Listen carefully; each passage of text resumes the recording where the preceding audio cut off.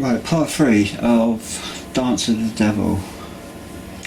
Now this is I'm going to, on this part, and following on from the introduction, which is part 2, and the first part is just memories and an overview and my experiences in growing up, discovering that as this unfolded, and also snippets of knowledge and memory that I've included. So continue on the account of my life's journey and the patterns and memories and the recalling of those memories. My knowledge of research of trauma-based injury, post-traumatic stress, dissociation, my knowledge of mental illness, my knowledge of the psychiatry press, misinformation and discrediting and concealing the truth, the occult association to those bodies, and the influence they have on people who are raised up in that framework of knowledge, how it can twist and distort and control public opinion. And I will give an example, but this account is basically my own trauma. I'm going to recount the day that I was traumatised. So I'm just going to give as it is. I've given it this account before several times, and because you regurgitate, you see, you cry it out and you're trying to. I've got like 50 years of this and nobody's ever taken any interest to acknowledge it, and so you're always trying to get it out, so that's why you regurgitate it, because it's been unresolved. And then you get all these powerful people with qualifications who are muddying the water with devices and opposing opinions which muddy the waters. You know, that one expert says this, one expert says that, and then the truth's shut up in the middle. So there's so much to cover, but this account is going to be my personal, the day it happened. Mainly, I was 2 years old, and I'm going to mention all my family members involved, and I'll go through it in a sober manner afterwards, and hindsight with my reasonings and where I am currently. It's not conclusive, but what I know is conclusive, because I've got the scars, I've got the vivid, sharp memories of the adult's impressions. All the memory is very clear. The more it just stands out very clearly. There's things I held back before. I held it because I kept them to my heart, but I'm going to be just honest, and they are supernatural. So, you know, you just can't take my word for it. And these things are, you know, I can't deny. I'm not going to deny them. I'm not going to try and hide them. I'm just going to say it as it was and as it is, and as I'm the living proof. So I don't need to justify myself to anyone. I'm just going to share the account, and people will either accept it or not. And I've got the overall picture and insight and context. So the difficulty I have is getting it on the table, because I've been shut down so long with it without any help. So I'm going to do my best to account the event and share what stood out, what was odd about certain things, what I don't know and what I've considered, and the involvement of my mother, and considering how that could have been orchestrated, what was going on around the time. And I'll share the after effects of what it done to our family. You know, on the good side, there was good things come out of it, and also the bad side, because I was buried with I was the buried secret, and then that all ties into that on its own could just be an accidental event. But in hindsight, I picked up, well, hang on a minute, it's followed. But it hasn't necessarily, the people involved, like my mum and my grandfather, they might not necessarily have had any involvement or direct involvement. So I'm looking at all the areas and considerations, and just sharing what I discerned, my intuition, and through further study and other things in my life, I'm piecing up a picture, but I'm in the dark trying to figure this out. And I may never know certain things in this lifetime, so I'm just going to share this for anyone else to have edification. Right, this is the first one I'm processing at the moment, and the files are showing that they're corrupted. The last one's got a mark in it, and they were put on a hard drive offline, and I never connect that hard drive when I'm online, just in case it can be accessed and files deleted. And part 2 had interrupted sound over it, and because that other half of this one was it was probably about 50 minutes of testimony of what I'm going to share now. My mum's hospital experience and my brother's hospital experience, and then when I took the files off my memory card and put them onto a hard drive, they were blank, and I thought, was that human error? But if that was human error, they wouldn't be there at all. They would be very short.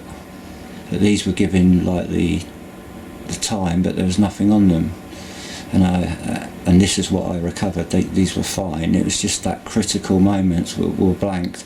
So I thought to remedy that, because my camera's Wi-Fi, you see, and I haven't given it permission to communicate online. I've turned it off.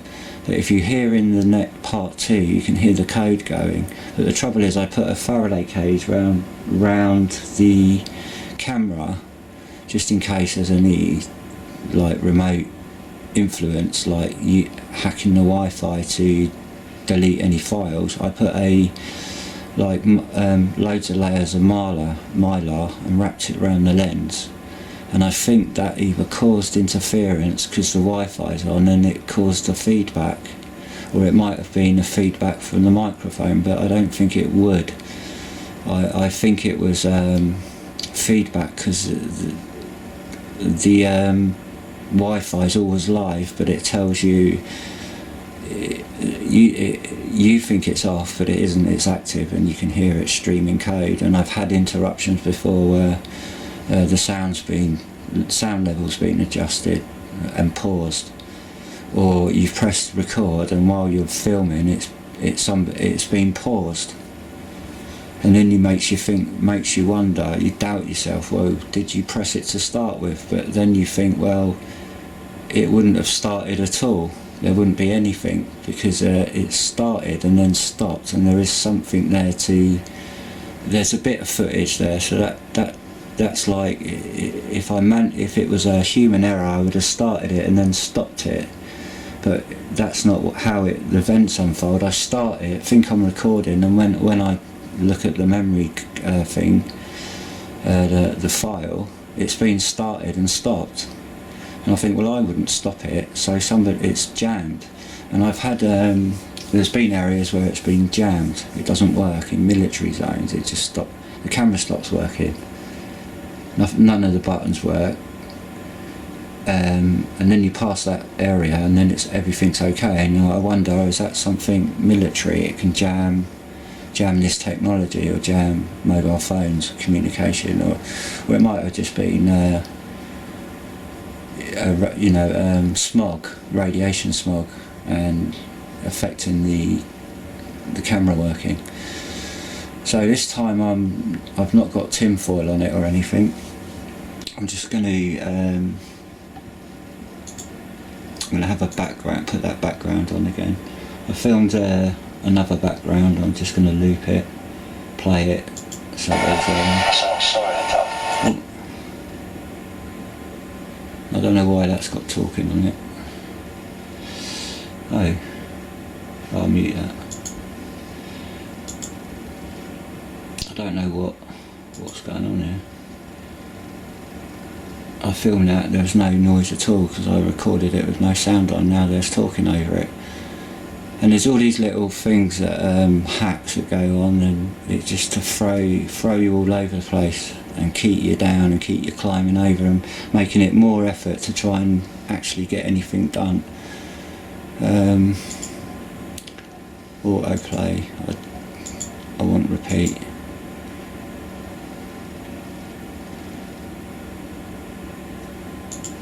So I'm just going to leave that filming. That has got absolutely no sound on the, I've just produced that, I filmed that today in my garden, and the original film, I as I processed it, I slowed it down a little bit so you can see the insects, and I walk into it and water the garden.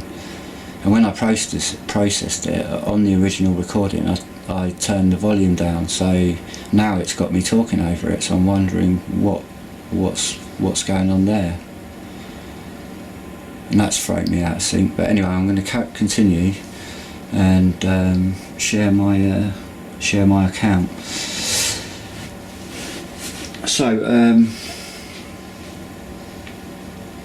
as I've mentioned before, as an infant I was traumatised, and I've got very clear memories of that particular point of that day. I haven't got any memory of getting up.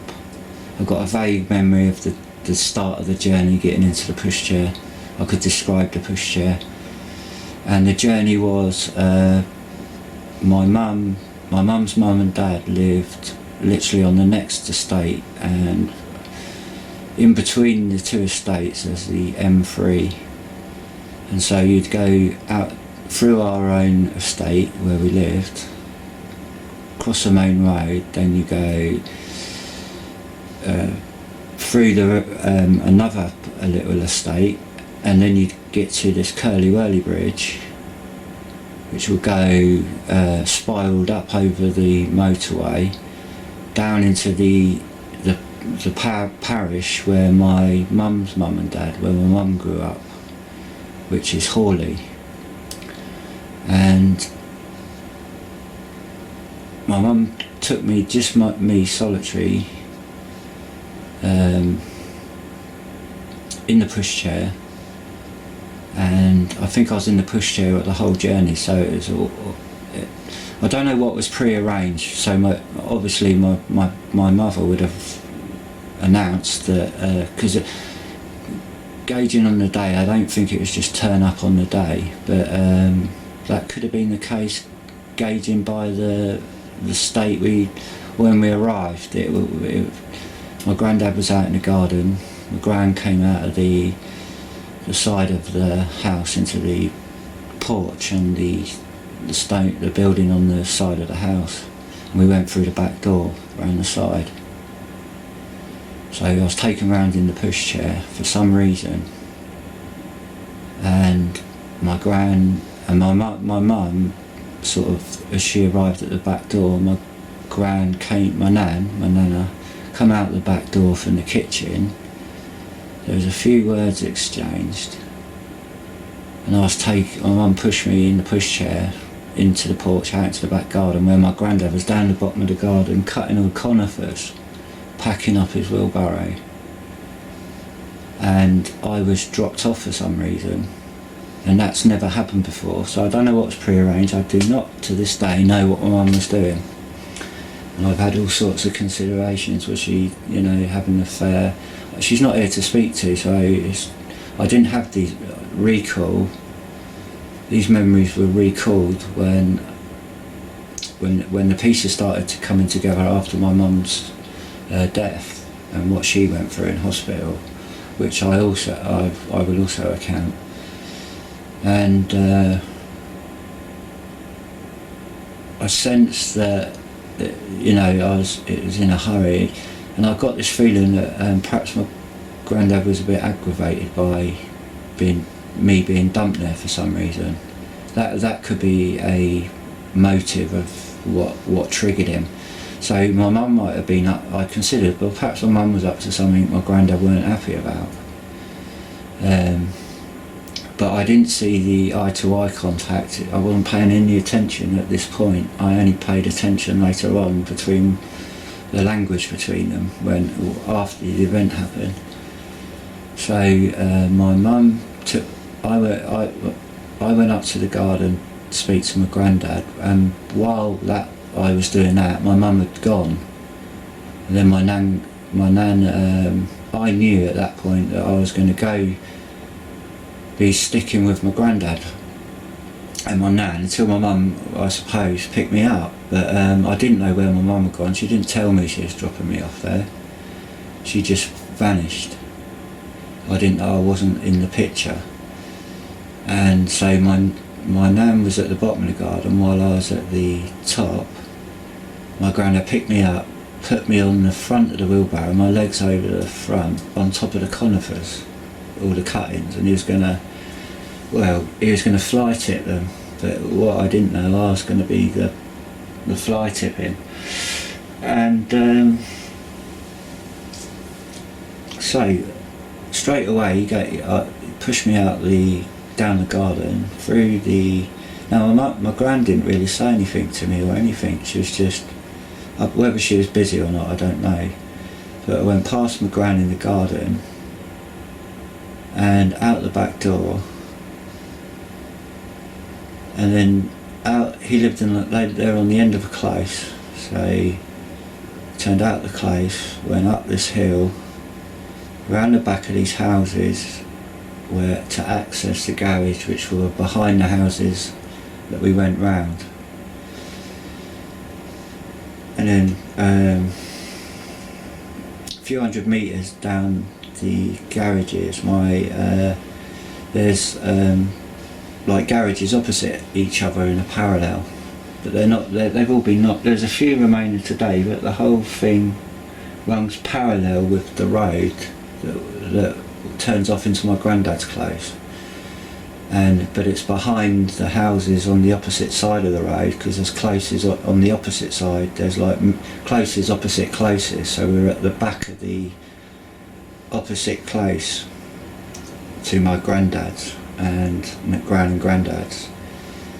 And so there's a road, the close, then the back of their houses, and then behind the houses there's a parallel garage, the garages, which is a road from the top of the road all the way to the bottom, but at the back. So you can see all the way down these garages, and we were going some distance. Now there was no one around, nobody could see you down there unless they were at the top end or the bottom end. And along, if you know, like those sort of old garages of the 60s with the old asbestos roofs and that, it's them old garages. But unlike the garages where I live, there's no gaps in between them. They're very narrow, so you can, the only access was the top or the bottom. And they got drainage concrete at the front, and because they're on a slope, they're in different tiers. So you've got this concrete bumps, like drainage that slopes away, so the water drains away from the garage doors. Because it's on a slope, the garages are all on different levels. So these up by the garages, there's these high concrete like waves, and it goes down and down and down. And we were at the top on the highest bit. And I don't know what my granddad was doing. I was just on for the ride. And then we hit. I could see this sort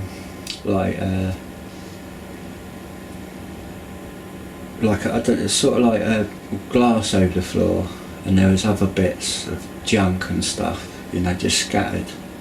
But it was mainly windscreen glass.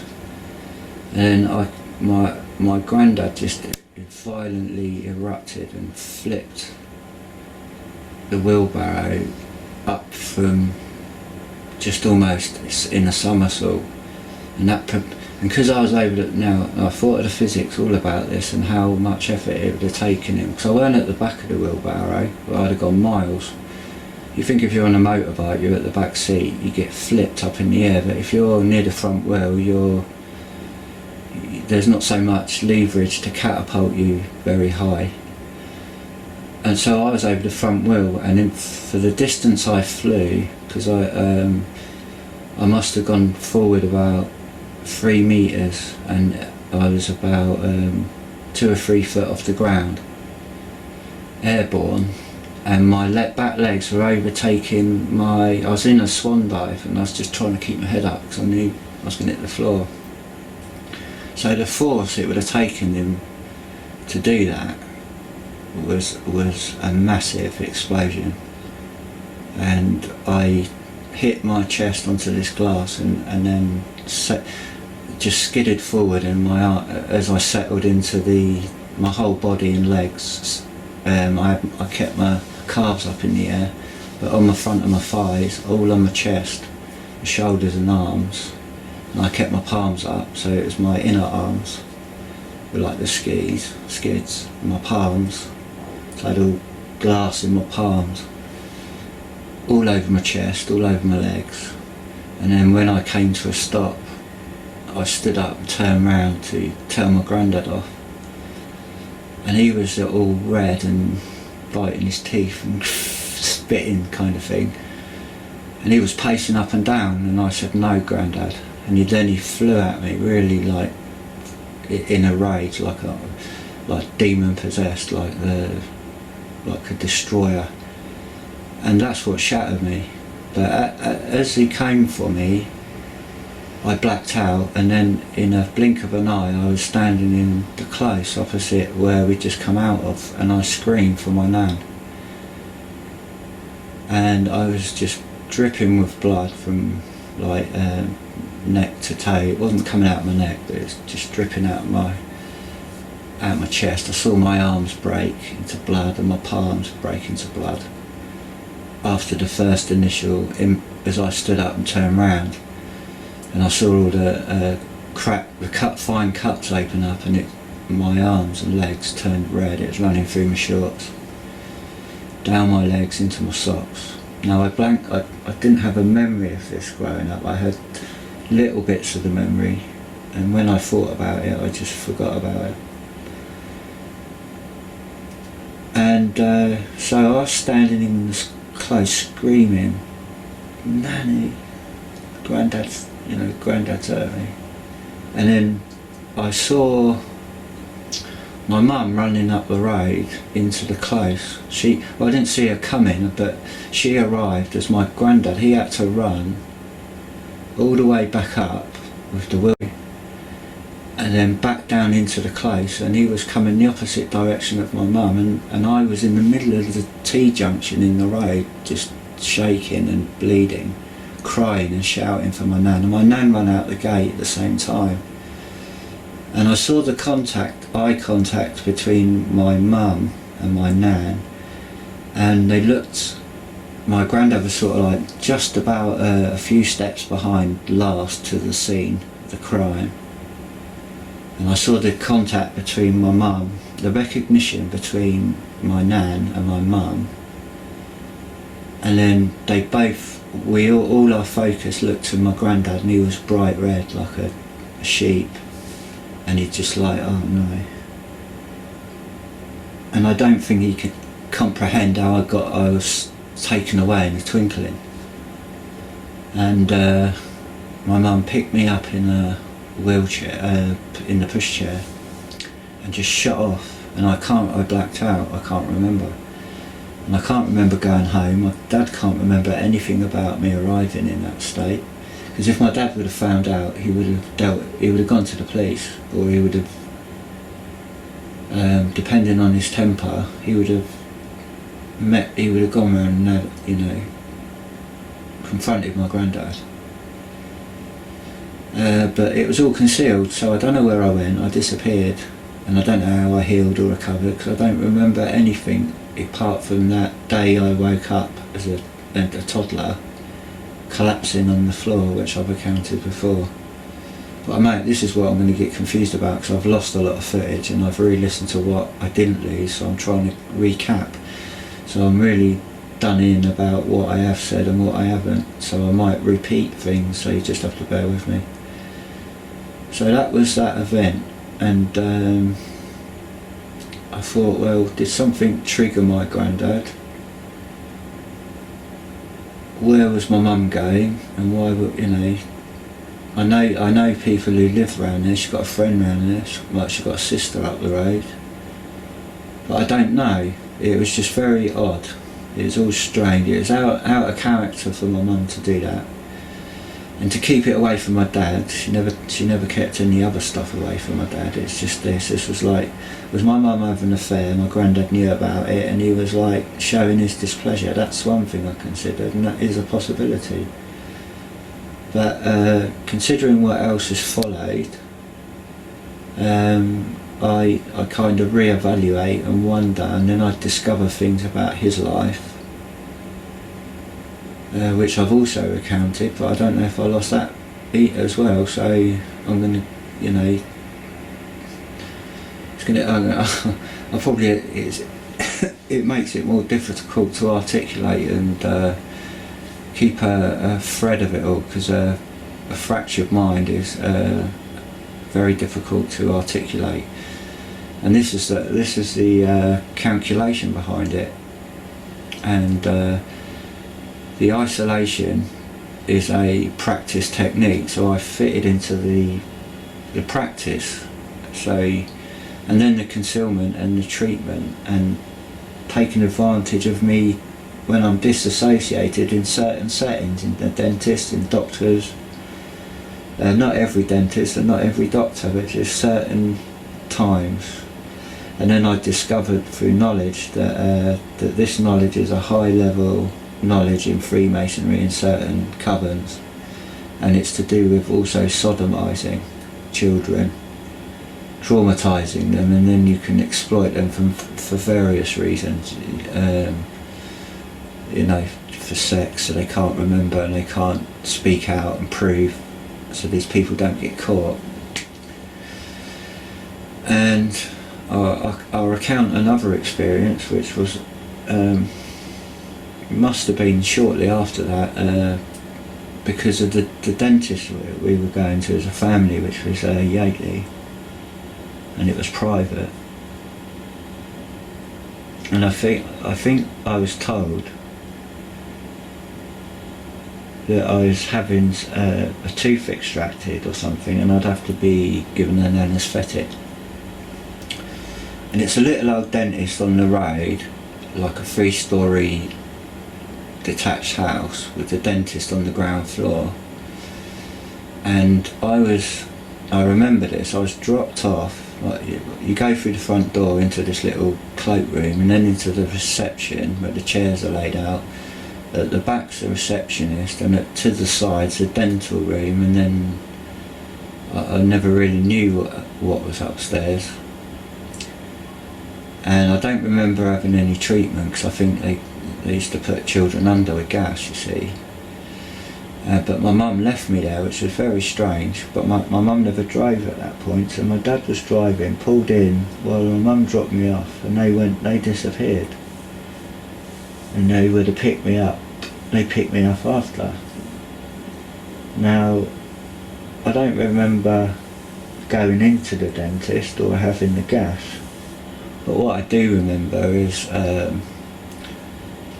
came round I sort of woke up trembling, clutching this lady in the waiting room. Now, she was just as frightened as I was, and she was protecting me until my mum got back. And there was no one else in the dentist. There's no other presence. The receptionist wasn't there. The dentist wasn't there. It was just this lady holding me in the reception room, and she was from the public, so she was holding me tight, and I had no clothes on or anything. I was naked. And when my mum arrived, my mum said, "Right, what's going on here?" And the receptionist lady had made an appearance and said, "Oh, and you know, he came round and got up and started running around. And when I heard that, I thought, that's rubbish. I know that wasn't true, but I couldn't remember, and I was all gassed, and I was clutching onto this lady clutching onto me, and my mum picked me up and took me out. But that doesn't suggest my mum knew anything about it, you see. But perhaps the dentist did, and this is what I'm considering, because I had a vague memory come back of being carried up the stairs, like in somebody's arms, up the side of the house. But that's all I could recall. But now following that time, I remember sitting on the toilet, and when I went to the toilet, I noticed there was all sperm. I didn't know it was sperm at the time. There was all like semen attached to the stool, floating in the toilet, and I think it had been a while after it. I didn't have any uncomfortable sensation like I'd been, penetrated or anything. But I had a few memories like that on several occasions, and not recalling how it got there. I considered that is there any other medical reason, like some mucus or something, or I don't know, but from my observations as an adult and my memory of a child, it looked like one thing and one thing only, and that was semen. And I questioned, and then I discovered some knowledge about if you're abused at a young age, it has an effect on your coccyx, and now my coccyx is like smashed. It's sort of like not right, and it's always felt really odd and uncomfortable. I have no memories of, not only vague memories that I evaluate. They're not as vivid as the experience I had with my granddad. It's a more of a faint impression, which I'm not going to say that, oh well, that's a fact. I'm just trying to piece all the pieces together. And then in the context to this trauma-based dissociation, which is covertly being practiced by military scientists in the Third Reich, Mengele, all this knowledge goes back to those avenues which are linked to the occult, Luciferianism, and psychiatry, like that. And if you think of magic circles and all that stuff, it's all got that element into it, the mystery schools and gnosis, and they play it down to be mumbo jumbo with their media components that they make a mock of it, and play down the available knowledge. But when you research the CIA military bodies and all the people involved, Alan Dulles, all the people under him were social engineers, and all the Nazi scientists that were taken into the Jensen, the jet propulsion laboratory. That was the jet, I can't remember, von Bonn or something, who was working on the jet propulsion, and then all the social engineers of the captured German military intelligence bodies who were employed by the American government, and they run operations with Canada and Great Britain in these social engineering projects. And even before that, all these countries were testing on people, sterilising women without their knowledge. So all this knowledge is publicly available and lawfully documented, but finding your own evidence is you're drowning, and it's not going to get in court because of the ripeness of this iniquity that's historic. and it's an epidemic, and it's right through. If you read accounts in what people have experienced in Vatican City with, you know, naked boys serving bishops and cardinals, and their accounts given of people of the same cut of the same cloth, of priests who've left it and told people what's gone on in there. And then there's also accounts of the what goes on in the pagan side of it, what's practiced in the dark, not what the public face sees, but what they really are, what's there, you know, what's behind the mask. This sodomized, murdering, satanic, ritualistic church body, occult body, an organised occult body that practices ritual sex, ritual magic, and there's all different tiers of it and different expressions of it under the umbrella of it. So I was trying to fit the evidence to the knowledge I had, and then my granddad's association to the MOD, my dad's association to the NOD, and the crafting around my birth. My dad's kept away, dissociated. My granddad was present, he was the one who abused me. And then you look back in hindsight and it just reinforces all the trauma and the triggering. And then my brother's death and the symbolism within that, and me discovering it, me discovering walking into the middle of him losing oxygen, and then nobody would would come to his aid, and then I was thrown out, and then we witnessed all these other things which I also accounted, but I will re-account, and I've accounted them in the past. They're already online, they're just not in one block, they're in parts, so they have to be, you know, sorted out. So I wanted to recount that event, the dental event. These are little things, little vague memories, and anything else relevant I can think. Now the Curly Whirly Bridge is relevant because later on in my life, growing up, I can't remember who I was with, it was either friends or cousins, and we were going home, back over the bridge towards into our own estate over the motorway, and there was a whole gang of us, probably 7 or 8 of us, and I was the youngest, dragging my feet behind at the back, and I was in a world of my own, so I'd get distracted and people wouldn't wait, so I'd always be running to catch up. And it was like that when we got to the Curly Whirly Bridge, and right at the top in the middle was these 2 Mormon missionaries. Now this was in the 70s, and they ignored all the gang of kids that went past and they stood aside, but when I come they blocked the way up, you see. And I thought, oh, that's odd. When I look back on it, I think that's odd. And they're like, hi, you know, American, hi. And they gave me this bubble gum, and they didn't proselyte or anything, but they told me they were Mormons, and I didn't really pay any attention. I said, oh yeah, whatever, thanks for the bubble gum. I just wanted to get round them and get away quickly.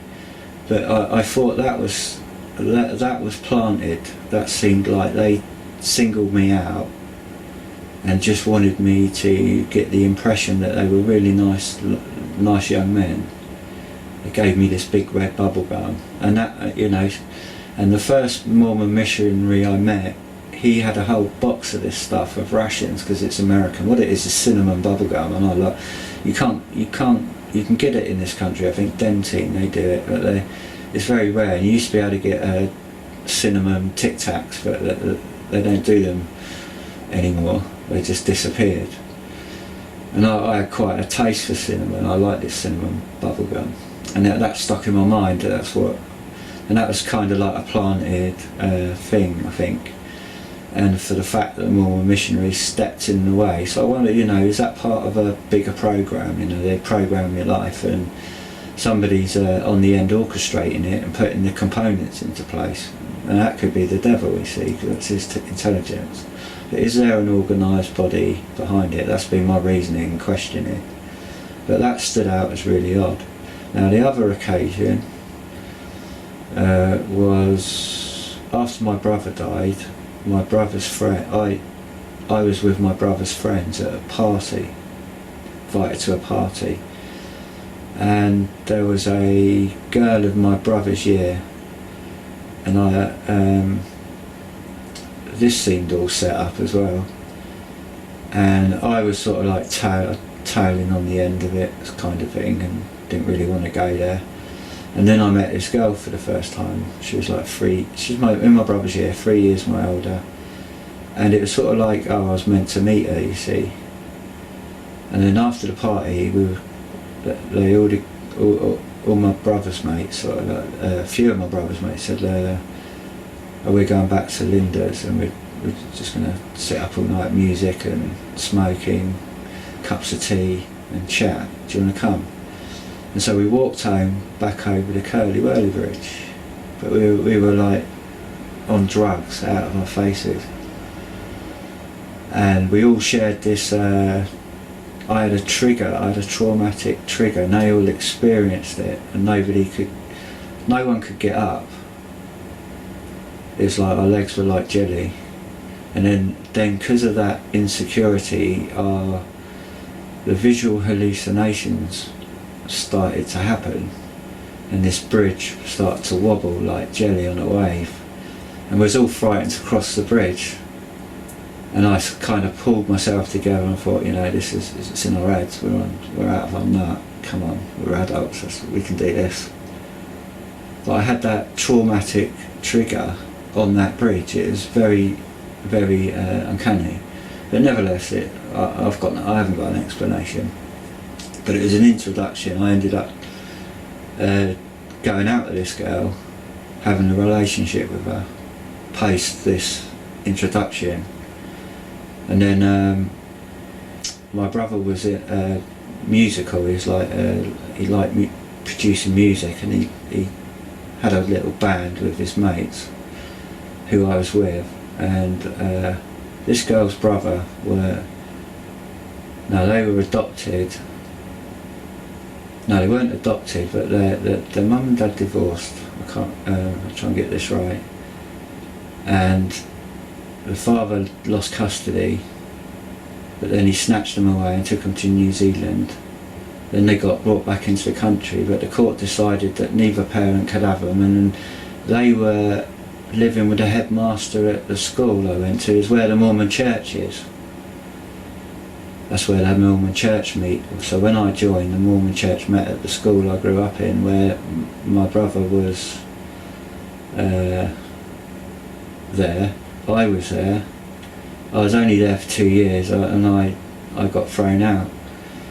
But this girl ties into it, because she would have known my brother, because my brother was quite close with the deputy headmaster. He used to do things on his computer for him, and he used to let they wanted my brother to be prefect, but he didn't want to be.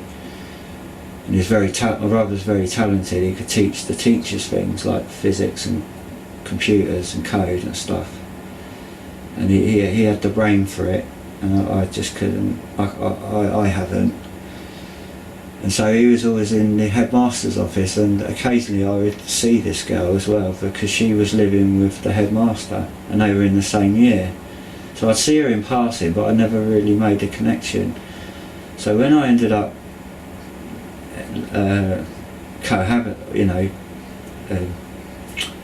going out with this girl, after this, all night, that introduction, and they lived in a caravan. But when they left school, they had free roam of their, they just were given money, chucked into a caravan, or they chose a caravan to live in, and she lived with her brother. So they had a very traumatic existence. But I kind of fell for this girl, but I think she was like, it was a bit very calculated on her part, and it seemed set up, whether that's just the way it seemed or it actually was. But her, after a long time into the relationship, her brother was socialising as friends. I think it was around my own house. I invited them over and I'd done food and dinner. We were sitting around my dining room table, and he said, oh, we're going to form a new, me and my brother's friends are going to form, he said, me and my friends are going to form a new band. He said, it's called Mark X. I thought, oh, and it cut me right in the heart. I thought, why did you say that? And no one said anything, you see, no one picked him up on it. And I traumatised and dissociated, you see, I just didn't know what was going on. But that was deliberate, and that made me realise, well, was that just Satan getting into him, or was he part of something bigger? And were these my brother's friends into something bigger and associated? And that's where I started to realise that these are cult families, and they've like set my brother up and I've been set up to walk into this life, you know, these avenues. And he worked at the RAE and she worked at the RAE, where my granddad and my dad worked. And my dad never heard of them, and she worked in the executive office above, that was responsible for my dad's department. So she would have had access to like high level information about my dad, and her brother worked on aerial photography, satellite photography and covert photography. And I thought, oh, you know, all these coincidences all under the same MOD, and it's kind of like, looking back, it's like they knew something that I didn't, and there's others that knew something that others weren't aware of, and I could see the connection, but I couldn't really break into that circle. But I'd be on the end of these little digs, you see, and there's so much more I can go over, and so many little tales and things. And even one of my brother's friends who slept with his girlfriend, the same guy, even done it to me when I was going out with this girl, and she'd done it. You know, it's deliberate. It was all set up. And you know, to put it all together and think, well, who's involved and who isn't involved, it was very difficult. Or was it all the moving of Satan in the absence where people have got no morals? They're just easily controlled that way, you know, like puppets on a string. Not all the time, but just in the fall of nature.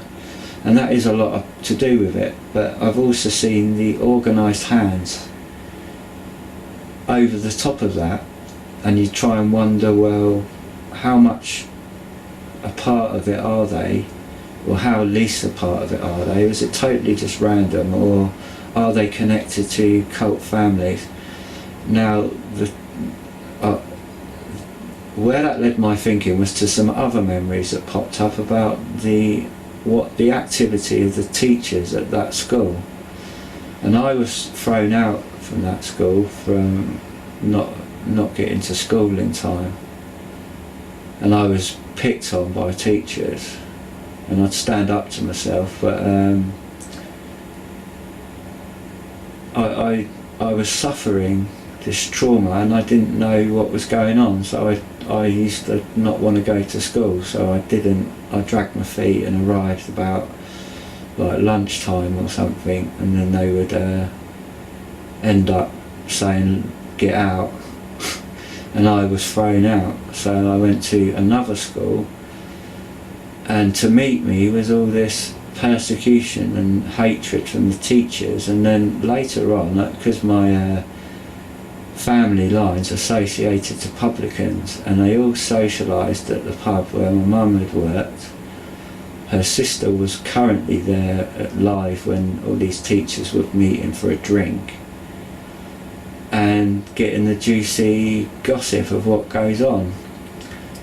And also there's a connection to that publican into the underworld, and that's also attached to associations to my own family who are also publicans, and also had connections into the entertainment, connections with people who are like TV stars and things like that, and there's an account in the family history where they're putting on private events for certain people, but I don't know too much detail about that. But what I did discover, because when I was thrown out of one school, They were there, the people were there to gate me and persecute me. And all these, it's almost like false counsel was up ahead. But I heard from Dickie Bird, one of my relatives, that they would have sex parties and wife swapping.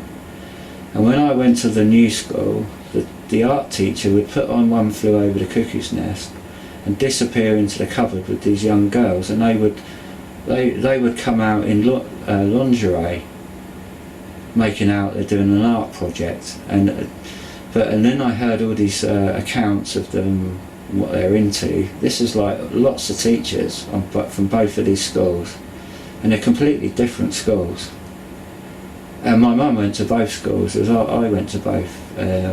One was an old-fashioned school, and then the new comprehensive school was closer to where my mum lived. And then she finished her senior schooling in that school, while I was the other way around because of location. So I started in the school she finished in last. I started first, and then I was thrown out of it. And then I went to this other school where she'd started, and then I also discovered my dad, there's a relative in there, she was a headmistress, and no one ever told me. And then she retired as I left school, and so I never really got to get a hold of her and speak. I'd like to speak to her, because she's my only living relative of my dad. But all that time she was at the headmistress at that school. And that was all very odd, you know. How come I wasn't told about it? My dad never even mentioned it. He knew. My mum told me. Oh, didn't you know that? I thought, well, why didn't you tell me? So that was odd. But I made that, I pieced that connection between the sort of like, there was something going on with the teachers, there's something going on with the community. That girlfriend I was with and her brother were involved with that because they lived with the families. So I could see all this stuff unfolding, and when he played, when I realised what One Flew Over the Cuckoo's Nest, it's about frontal lobe lobotomies, and that knowledge was known when that film was made in the 60s. Now up until about 1995 it was taught in universities that they didn't know what the frontal lobe done, so that's what they teach the public body. But the private knowledge was they've always known what the frontal lobes do. It's the processor of your brain. It's like your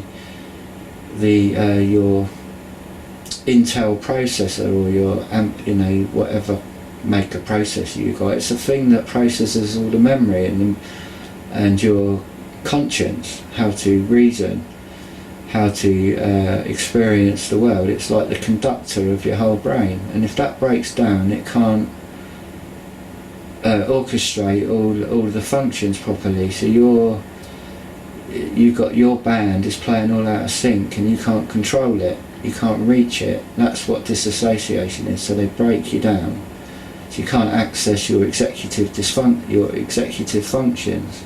Now that can be minimal, and that can be a result of car injury or head injury or toxins in your brain, like food additives, mercury in injections, the chemicals they put in smoke. So I started to piece all these pictures up. And then growing up in the 70s, I noticed all the EU stuff come in and how that started to choke.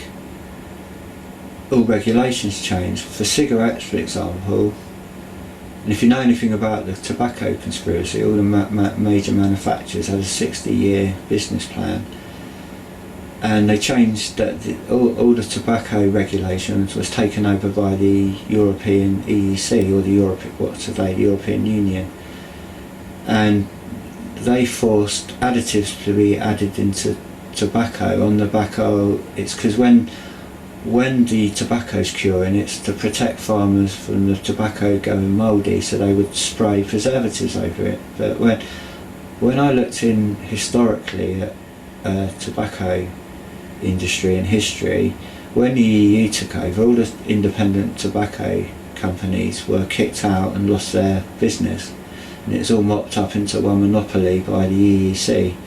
And I read an agricultural document, I still got it, on how that the regulation forced the additives to be added on the back of a lie that gives you cancer.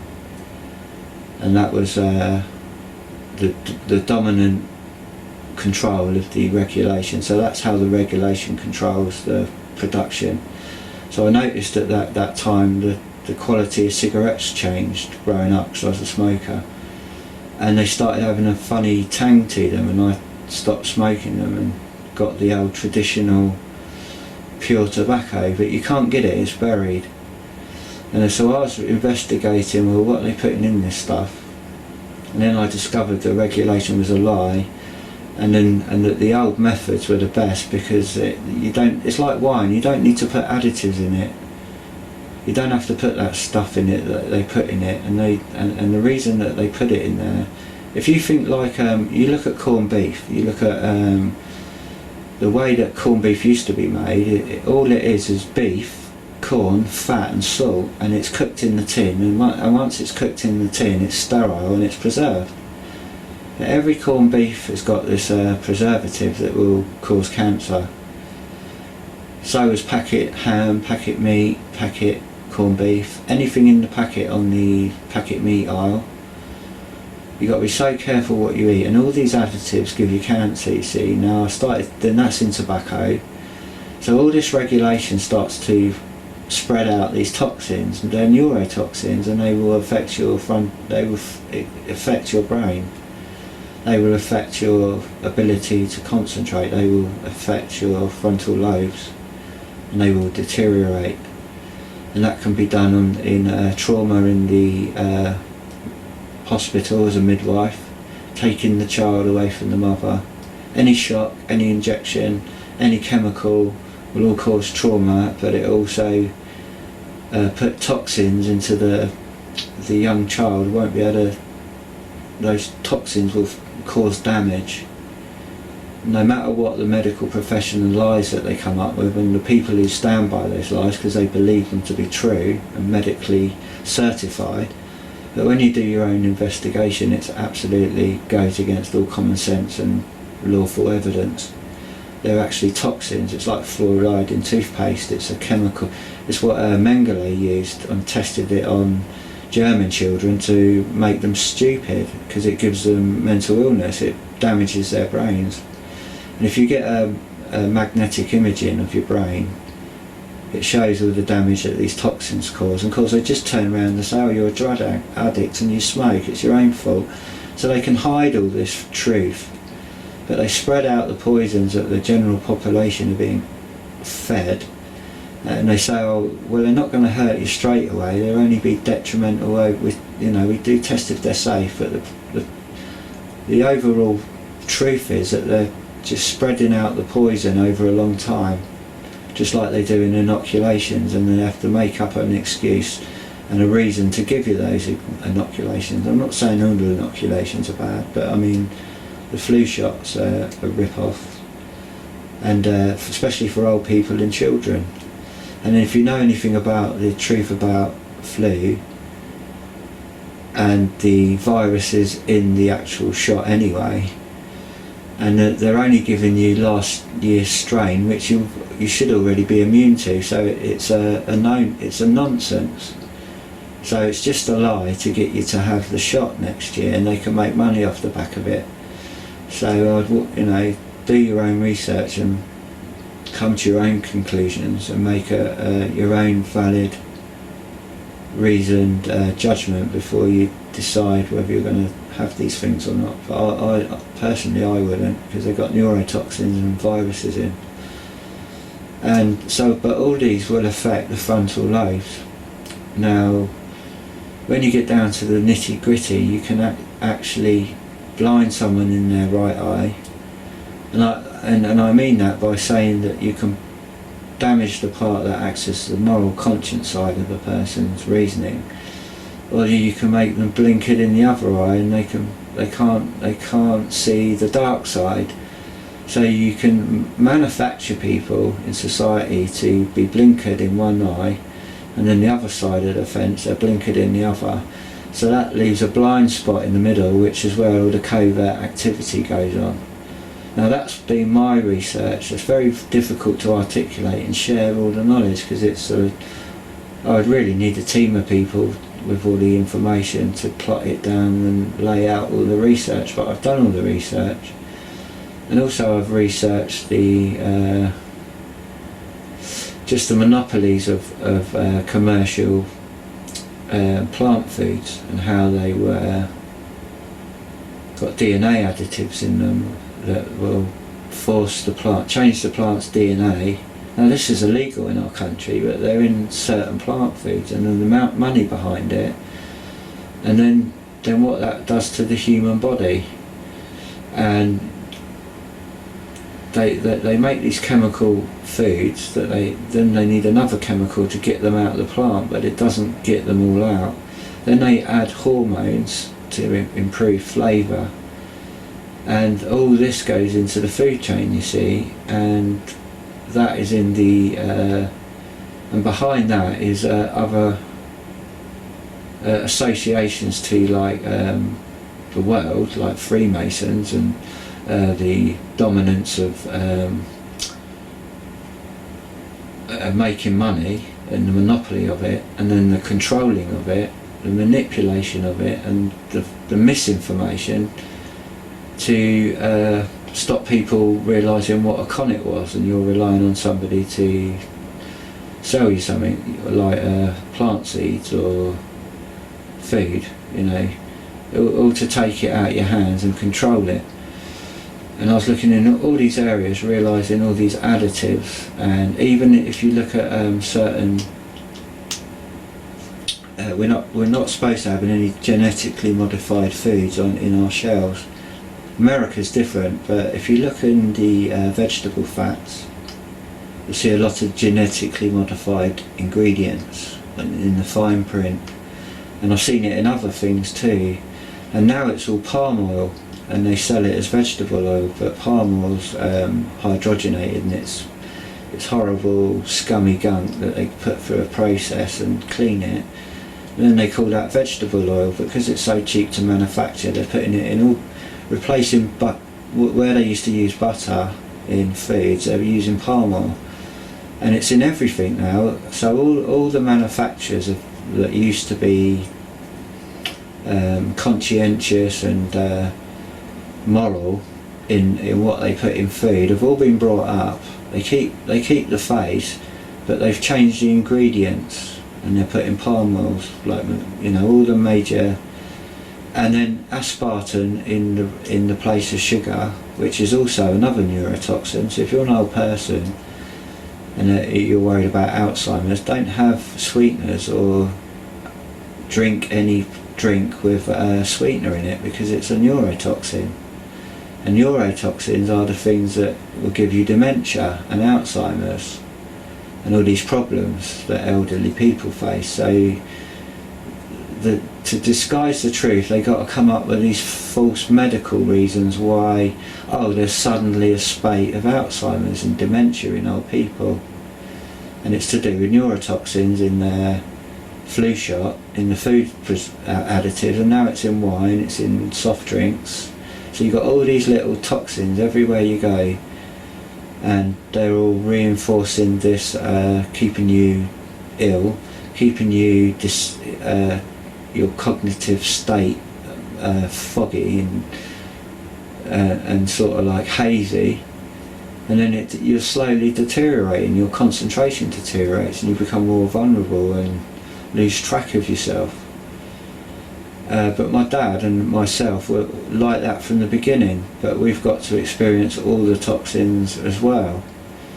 And so I wanted to just include a few bits of that detail that I picked up on. And I was used to being, I got caught up in the drugs world, and I realised that all the seed banks were lying, and what they were selling wasn't what they told you. You think you're not getting what they've got. You're not. It's like all the commercial seed people. You think you're buying all this variation of flowers, but you're not. You're getting one variant of it. It doesn't produce the original. They're giving you like the tail end of the genes that aren't the original purebred parents. They're just giving you a variation of it. They could create millions of variations and hold back the original breeding stock. And I learned that in Canada about the cannabis seed monopoly and all the paraphernalia. It's all controlled. And then I saw a military or an intelligence body behind it controlling it all. And I read a book about a breeder trying to get into that world, and he revealed what I discovered. It's a monopoly and it's controlled, and a lot of it was orchestrated.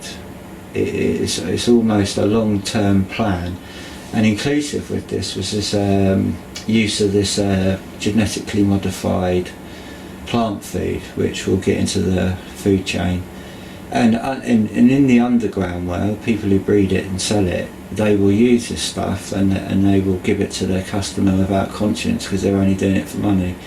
So what these people are ingesting into their brains is this genetically modified agents and toxins that you can't get out of the plant once they're in there.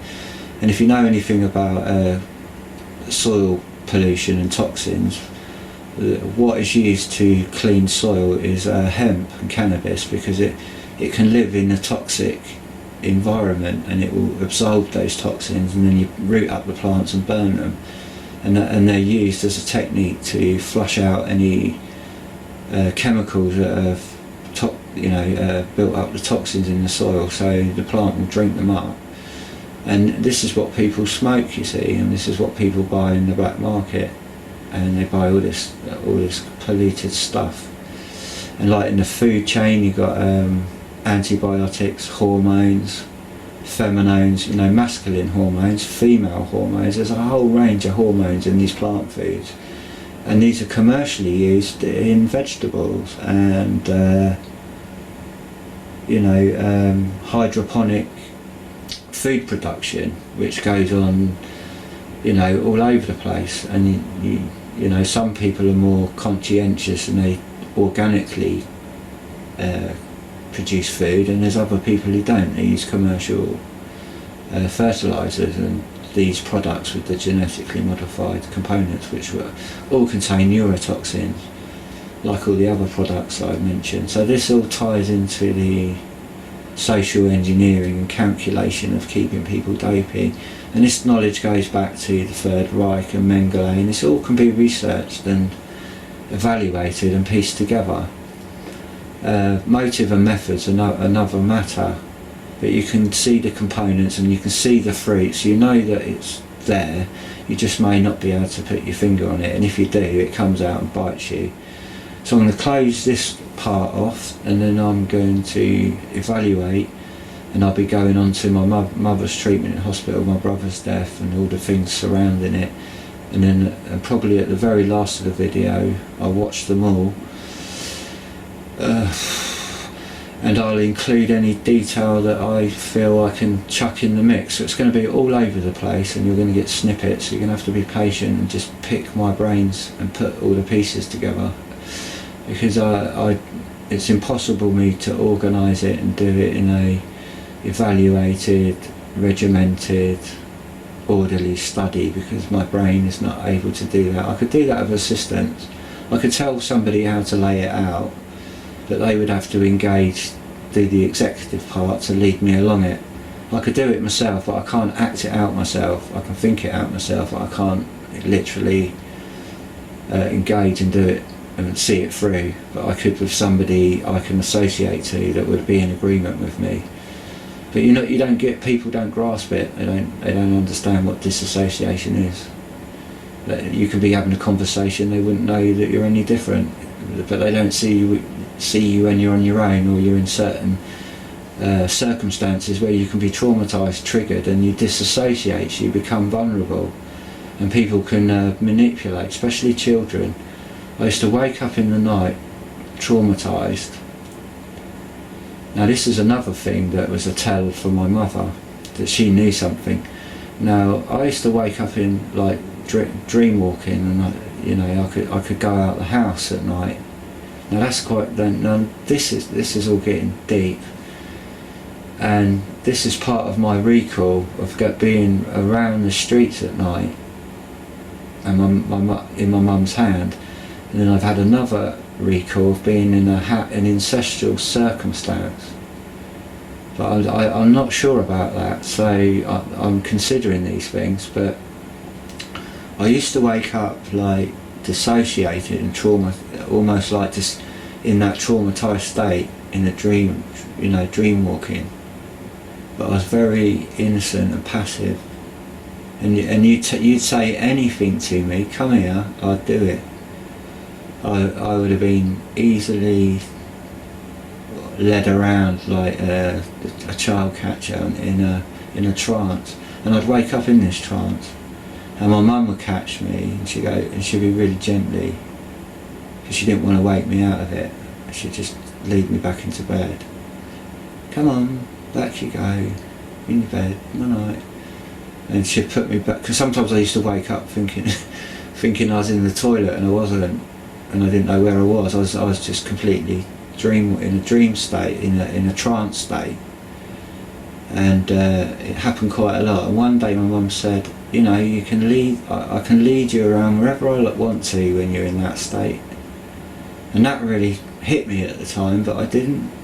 Very young, and at the time I didn't really associate what she meant by that.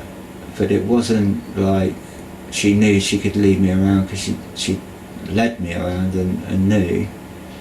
It's almost like the impression was that she knew that people traumatised like that could be led around, because my dad could be led around like that, because my dad's got that state, that disassociated state, and he's like that all the time. So when somebody talks to him, he engages, you see, and he comes out of his dissociation, but when he's left to himself, it just dissolves. And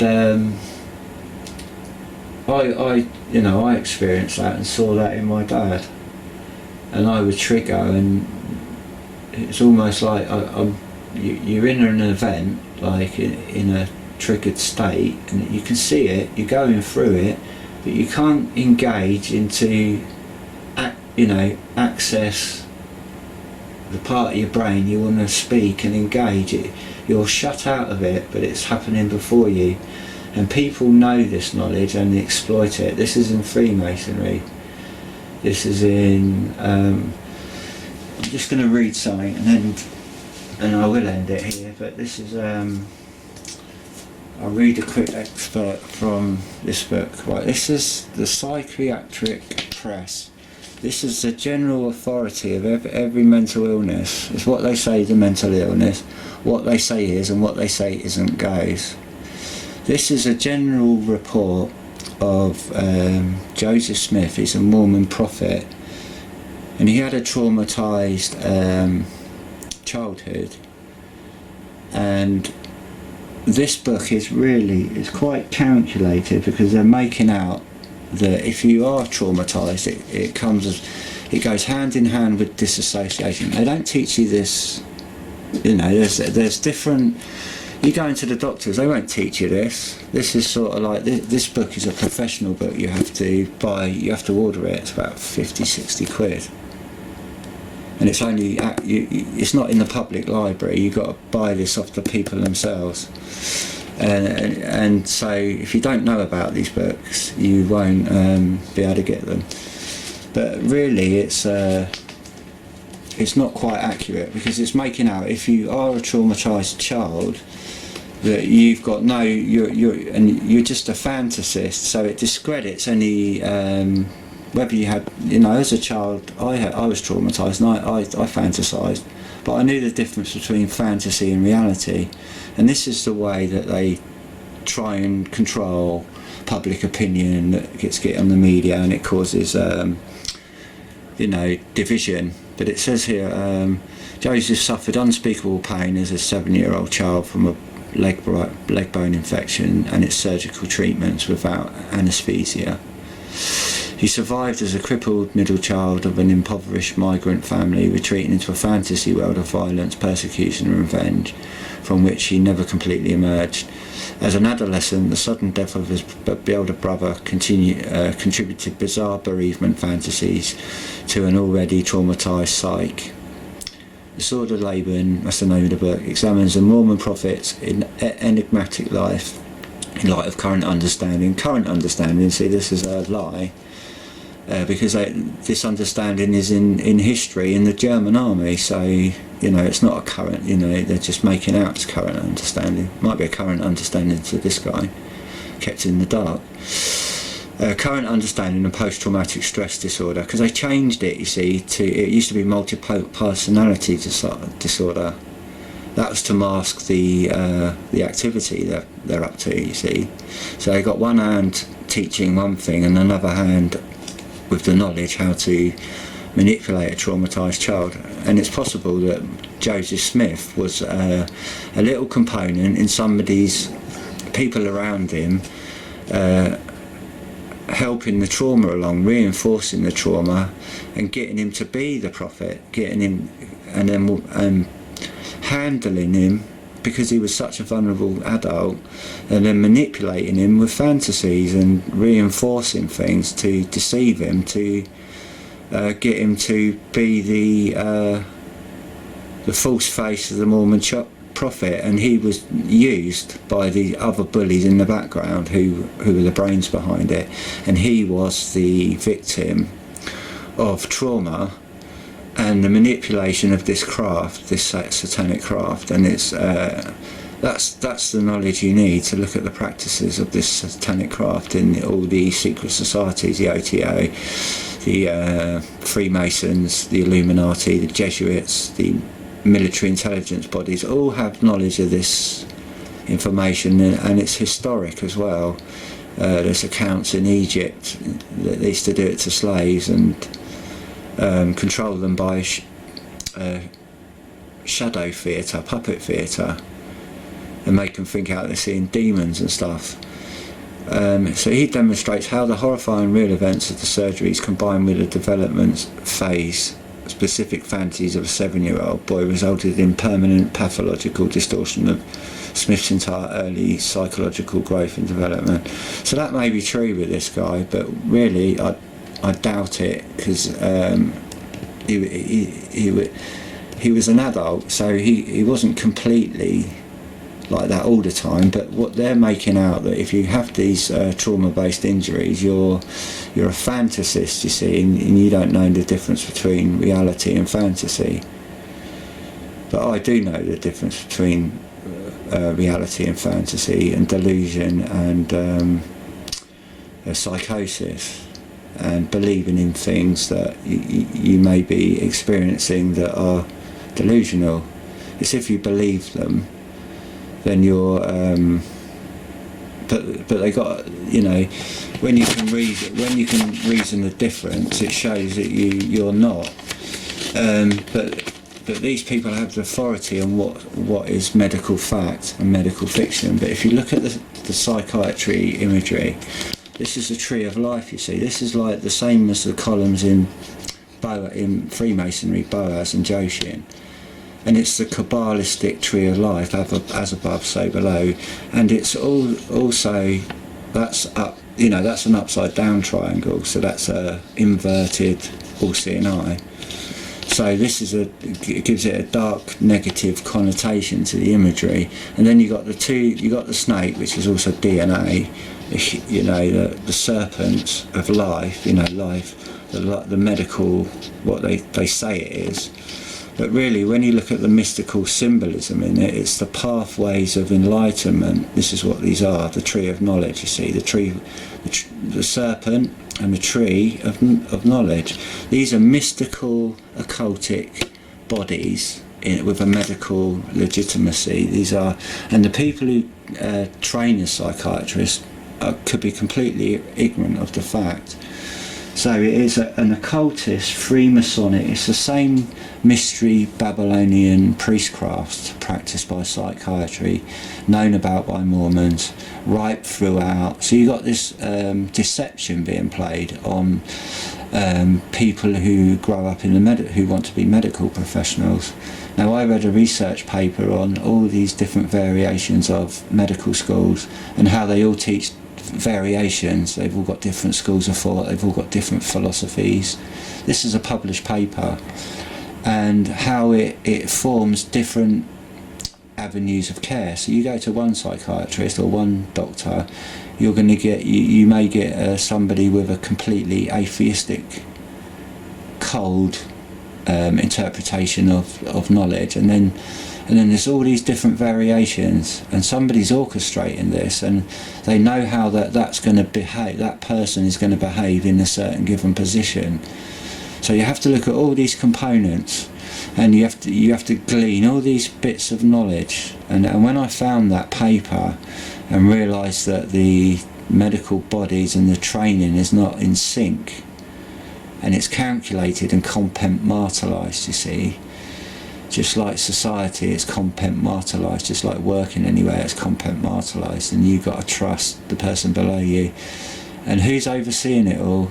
So no one has got the time to go and check every avenue of command and care and authority and overseership.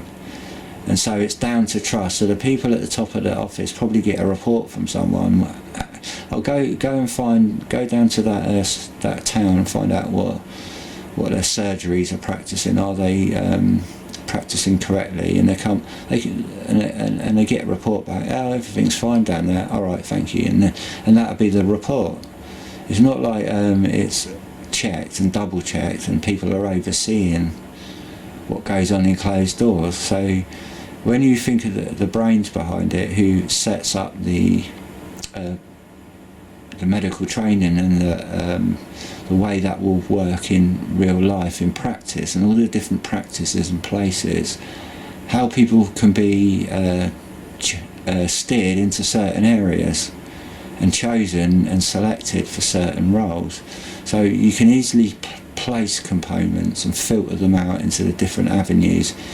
And if you can oversee the whole operation of it, if you're in a position of authority where you've got the knowledge of how all the training works from top down, all the different avenues of that training, and then all the different outlets of care and how that operates, because you're the lawful regulators of it, you can control and manipulate. And this is where it goes back to the overseeing powers in high places who have this knowledge, and that knowledge is kept back from people, and that can be used for good and that can be used for bad. But the way the world's been going, it's all been calculated and crafted, and you can see all the roots and the knowledge in the psychiatry departments and these, all the avenues, and then the regulation and how you can section people. You can say that you're an unfit human being and you have no legal right. You're shut down before your witness is discredited before you get into a courtroom. So it just shows how crafted it is, and this is what I'm talking about, the craft. So I'm going to end there and continue my next part very shortly. This is just a quick PS. Right, regarding my trauma-based, my trauma with my grandfather and my mum, I just want to add a few important points. Now, because of the supernatural event and the look and the shock on my granddad's face, that actually, I think, made a big difference in his life, because my granddad was very hard and insular.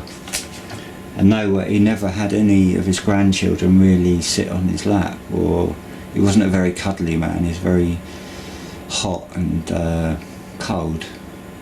I don't think he knew how to express his emotions.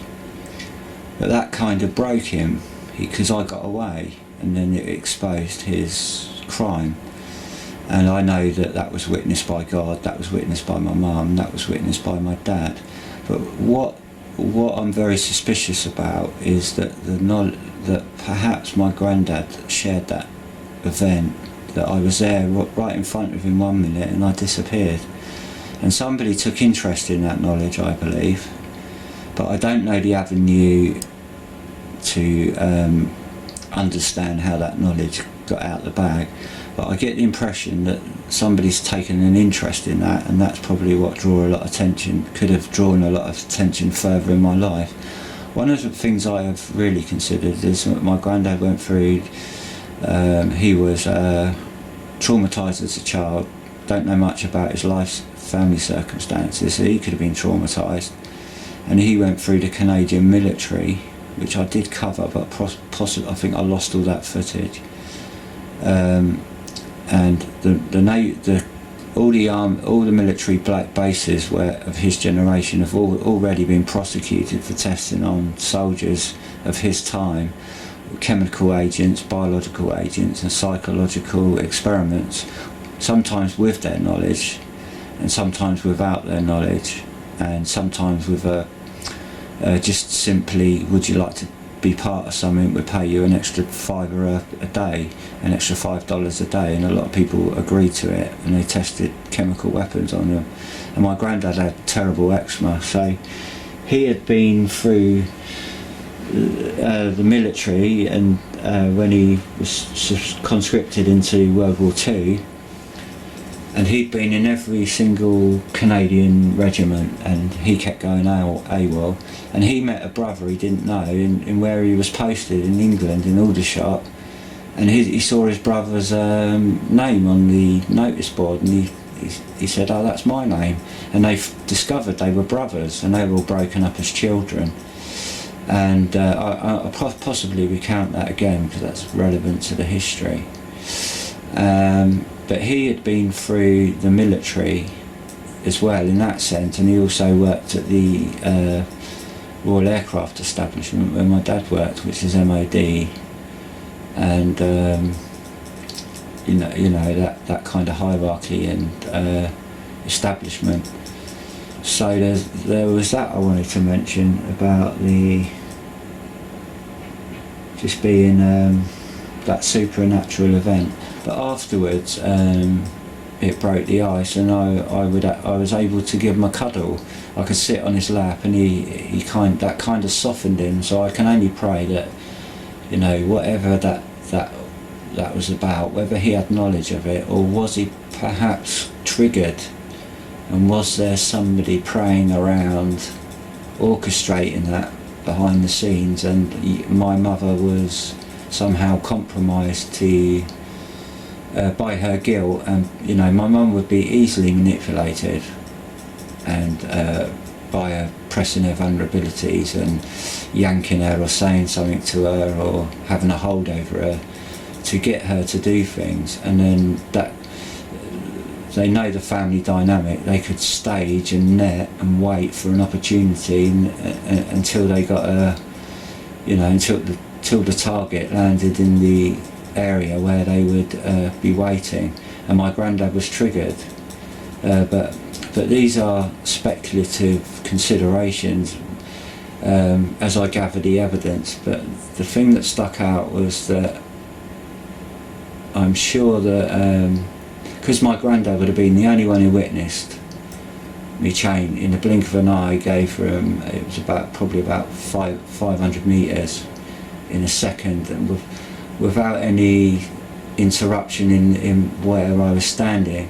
So I was on the move and falling into a blackout, and my feet were perfectly settled all that distance away. It was almost like I was an overshadowed like an eyelid went over me in a blink, and I was just able to recover my standing, but my feet were it was like my feet were on the same ground that I left, so there was no interruption in the one place to the other. It was instantaneous, and I wondered if somebody had a very keen interest on that, like the people had a keen interest on my birth and my birth circumstances when I was born, that my granddad was there and my dad wasn't. And I recalled all this, and I can't remember if it's still on, which part it's on, so I keep going over things at the same time. but I'll wait to the end, and then I'll come back to it. I'll remember it and come back to it. But my granddad was at my birth. My dad wasn't, and he can't recall where he was. And all throughout my life, I've asked him, well, where were you? You know, don't you realise the seriousness? And he can't recall it. He goes blank.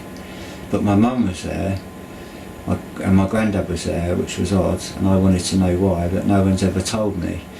And there was complications where I lost oxygen. I was born blue.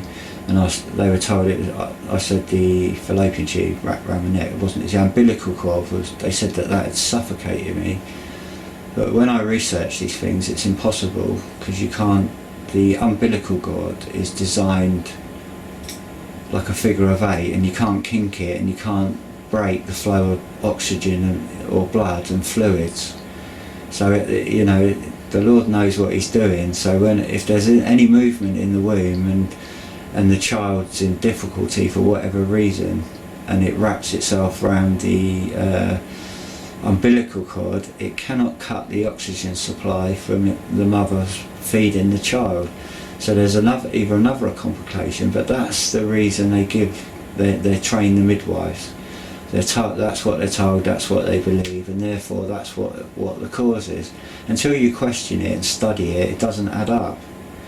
So I discovered all these anomalies and lies, my dad not being there, working at the REE with my granddad, and also in the circumstances with my girlfriend, her brother, and you know, it's all too much of a coincidence. Have I got all the answers? No. But that was one additional point I wanted to add, that my dad he can't even remember where he was at my birth. But I asked him about my brothers, he'll recall it. He can't even remember when I was brought home. And my dad's not like, oh, he didn't want me or anything. He just genuinely can't remember. He's not hiding anything, he's just generally dissociated, and there's nothing I can do about it. So somebody's had a handle on him from that area, because and my granddad was there in his stead. Now I don't know why that was. And I considered, well, was my dad away? He can't remember. And you know, well, surely you would have remembered the birth of one of your children, where you were. He just can't remember that whole period. Gone, nothing. And I've asked him honestly, was there something going on between you and Mum? No, he said, there's nothing.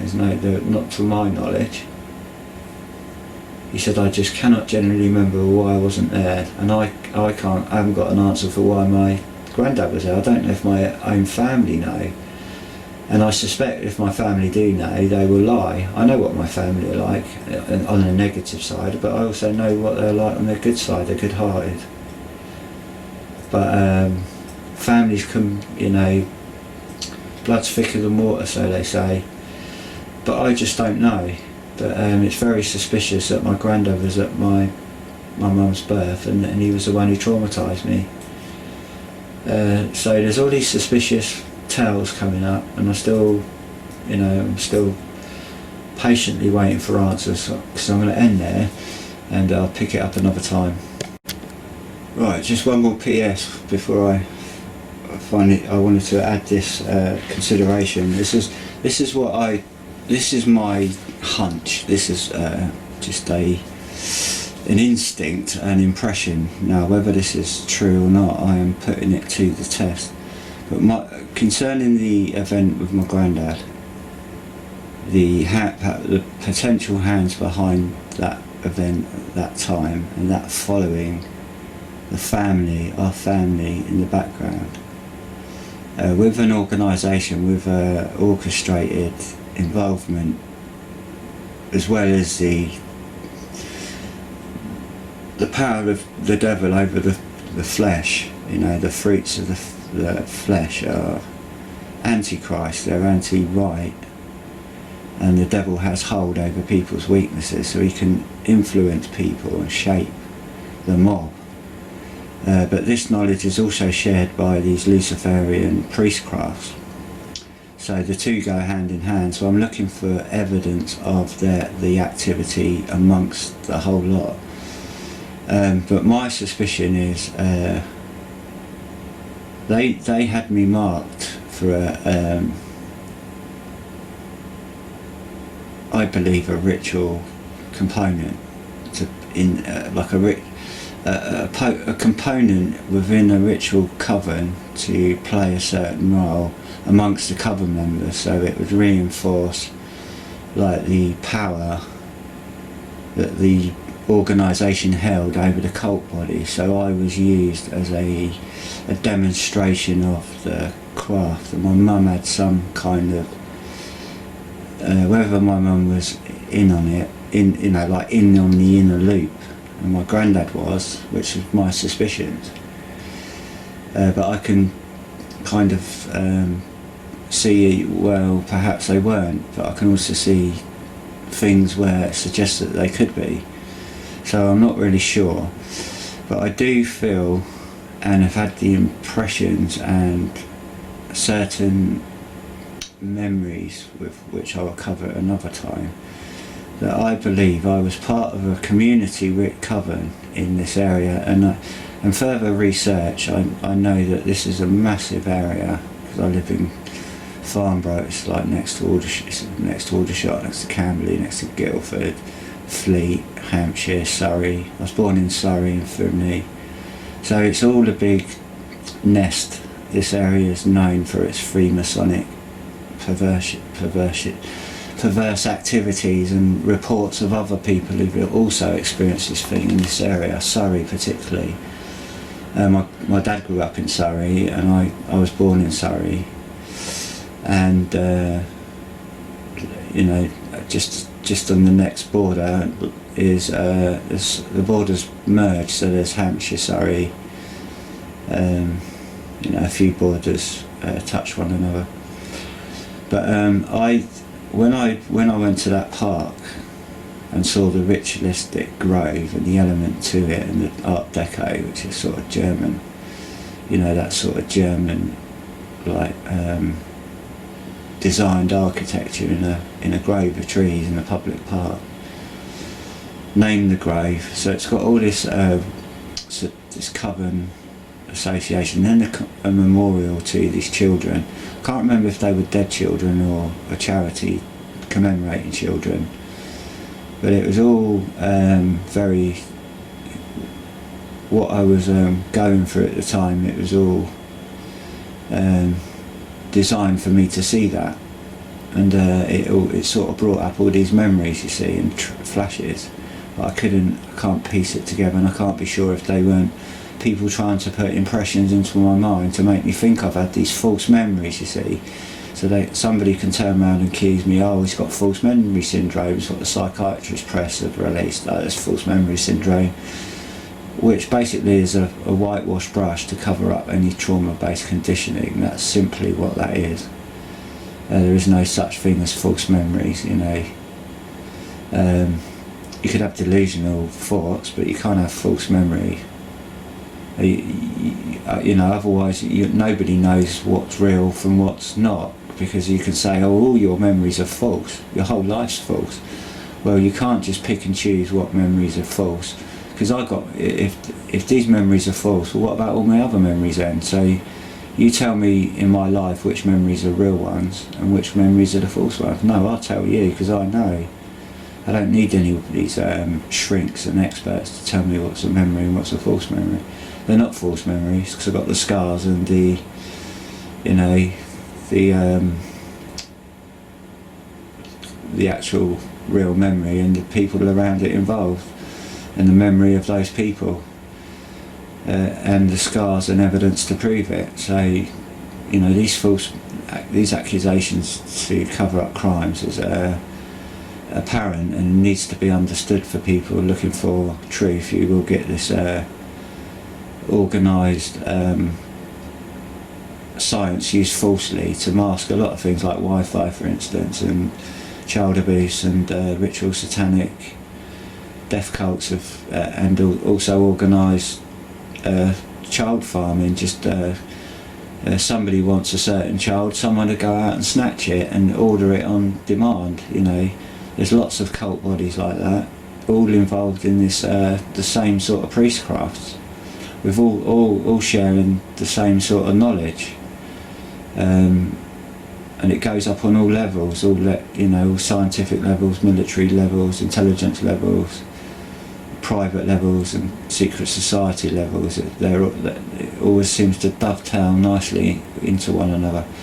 So I believe I was part of some sort of public ritual that event. I think somehow what I was supposed to do didn't work. It perhaps happened once in my life, and then it somehow escaped it, or it broke down, and they've been following me ever since. And it caught up with me in my later life, in my mid-20s. I think they changed direction of what they could do with their little modelled components, so they tried something else. And I believe that they wanted me to believe I was either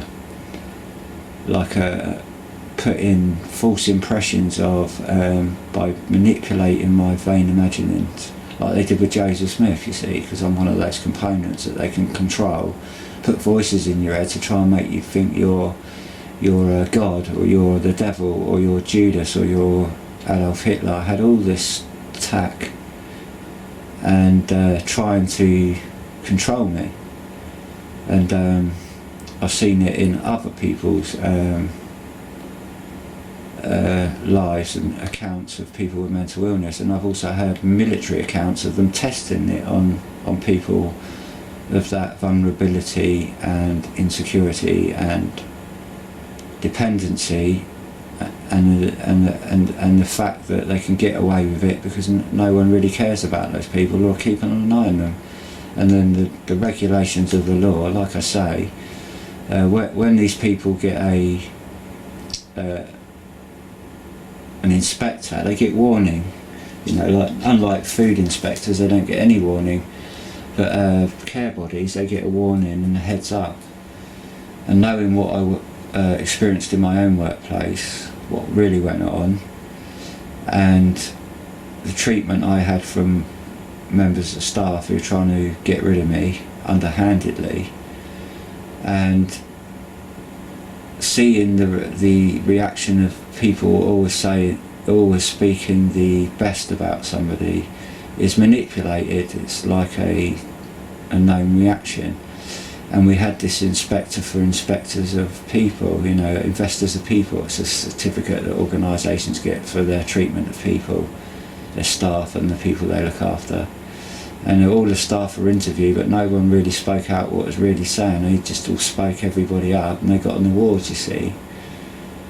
And this is how it's done, and that gives the place this stamp of authenticity. But when you work there, you see behind the scenes. That's a biased evaluation, and it's all. It can all be managed. And I realised where I worked, they're all putting, you were expendable, you were overworked and compromised, and then if there was ever a problem with that you were guilty for, I was set up in positions where I was compromised and I couldn't, the person's needs weren't being met, and it was dumped on my plate to take the fall. And so I would be accountable for being set up to not speak out against it and just do what I was told. And so they set you up with, I was set up with vulnerable people, and I shouldn't have been their advocate because I wasn't advocating for them. Somebody else was advocating for them, and they were dumped on me the last minute to go to one of their assessments, and I'm completely unequipped, and I've been thrown into that position on purpose. And then I'm responsible for that person's care, and anything goes wrong, I would take the fall. And I was set up with this young girl, and it was down to me to give the final decision and opinion whether she was well enough to go to university. And I didn't have any knowledge about, I had a bit of knowledge about what she experienced, but I was put in that position. And I was asked, and under the impression that it was okay, and I just said, well, as far as I'm aware, I've been informed that they're pleased and happy to let her go. You see, so it was written that I'd made the decision with this consultant, and she was allowed to go to university, and she hung herself. So that was me set up, you see. And this is how it was orchestrated by my supervisor. It also used to change my shift and make up, and then tell my boss I hadn't arrived for work, but then my other boss caught her doing it, so I got protected. But they were out for me to get me out, because I was speaking my mind, and I called them out on their merchandising the people's vulnerability, making loads of money. And the boss, the care home I worked, would take all his children to Wimbledon and stuff, and all these vulnerable people never had that experience. They're hearing about it. They know how much this guy gets paid a week for looking after them, and how much he profits from it, and how much he was a skinflint in putting back into his business that the money didn't ever go their way. So they got really cheap food budgets, and he got a big healthy profit, and he would boast to the staff that, this is a business, it ain't a care. That was one side of the business, and then his wife was the caring side. So it was very schizophrenic. Then you get caught up between the two of them, so I left because it was a sinking ship, and they were letting these people down, and they weren't listening to what I was saying. But I wanted to add that I think that my hunch is I've been part of something, and the interest has followed me, and also wanted me to be a component they can control by craft and voices and manipulation and strategic, covert, organised people around me who can covertly influence me. I had that in my 20s with electronic harassments and voice to skull, putting voices in your head. And it took me a long time to realise that these were men. And when I was working at the care home, the people I worked for were qualified psychiatric nurses, and one of them was qualified on the psychiatric consultancy level. And I heard them overheard them speaking one day about playing voices into patients' heads, and that they are audible voices that are from outside the person's head and not inside the person's head. This was a discussion amongst the staff, but I was working, so I didn't get it all. But I walked into the staff room where this conversation was going on about playing voices into some of these people's heads where they worked. They'd experienced it, and they were revealing it in private to the private staff, you see. And I thought, that's interesting, that these people who think they're a reincarnation or they're hearing voices, I've just actually heard it confirmed by this professional who worked there, that they were actually voice to skull being tested on in there, and they witnessed it. And I think perhaps that could have been one of the reasons they wanted to go private and do it their own way, but they got choked by the regulation, and it rather than a heartfelt, caring adventure, it ended up getting choked into be a business, and that divided the marriage, and I think they divorced in the end because their hearts are in different places. But I don't know. I just later in life realised that he wasn't doing that work anymore. His wife still was, and he was running a big pub. So I just put two and two together and wondered if their marriage broke down, and he started off in a new direction in the publican industry. I could go into that, the name of the pub, the location of it, who he is, who he's associated with. I just haven't got time. But I want to, and also I got triggered by a memory of where their care homes were stationed on the way home from this park, and they owned care for. I'm not saying that they're involved with it, but it was just that the location of where their homes were triggered back some memories, or an impression that something had happened there, but I didn't have any memories of it. And a few other buildings around there, like I'd been there before but I couldn't remember. And these care homes were like big detached houses in an estate of these detached houses, big rich houses.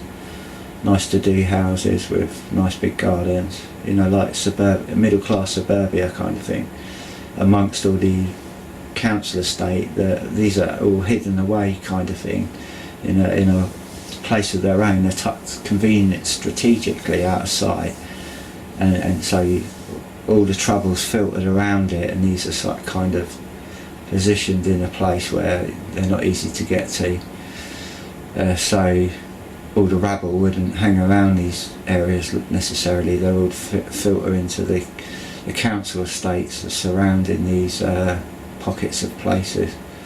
But all of the associations kind of started flooding back in my mind after that journey to that park, following those signals, and how it connects to the psychiatric world and the care, and what I also saw in hospitals and hearing other people's accounts, and how I know that they're treated, and then the education I had on the psychology behind the design of the models. I studied all that in college, so I got a good insight at how that works, and also hearing accounts of professional nurses who are telling me the regulation and law, how it protects them from not having to tell the patient anything, or the guardian, whether they're dying, whether they've got cancer, or whether they're not going to treat them at all. And I was in an after evening class. All these nurses this regulation had just been passed, all these nurses very upset, and it has kind of divided their work colleagues. And it was on the back of it's to protect the staff from telling the the relatives any bad news. And it's a divisive tool, and they were very upset that they were kept back from being able to tell the patient what the consultant had decided about that patient, and they weren't allowed to tell anybody if they didn't want to. And I've experienced another device in hospitals where they tell the relative, "Oh, don't tell your loved one, but they're dying." That's wrong, and that denies a person it throws a person into a spin, and it isolates them from the news because they're not allowed to tell their relatives. So they're burdened with it. So it's a control mechanism, and then it reinforces the treatment because they're not going to tell their relative, and the relative is going to die without an option. Well, that's all right. I didn't want any treatment. I want to go home.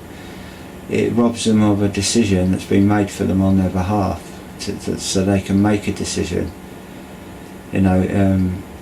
So they don't have to tell people if they've got cancer. They don't have to tell you. You could go in for an X-ray.